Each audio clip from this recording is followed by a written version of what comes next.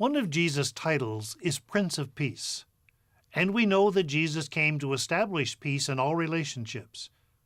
So what do we do with today's gospel passage in which Jesus says, "Do you think that I have come to establish peace on the earth?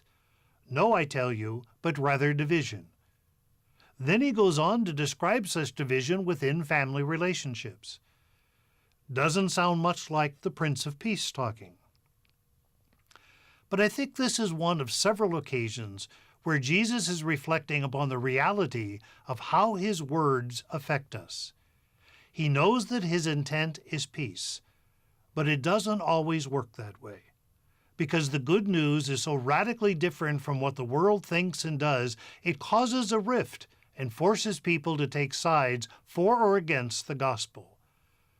That's why we call it radical, meaning it strikes at the very root of things and challenges us to see things in a different light.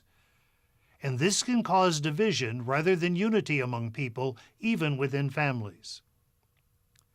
There's a cliche that asks, if you were arrested for being a Christian, would there be enough evidence to convict you? What this is really asking is, are we truly living a Christian life? And if we are, there should be a noticeable difference in how we think and act and speak. If there is no difference between those who profess to be Christian and those who do not, then maybe we need to look at just how Christian we really are. For our faith should permeate every aspect of our lives and make a difference. So when Jesus says that he has come to bring division and not peace, he's speaking of the reality of how his word will affect the lives of his followers. It should make a radical difference.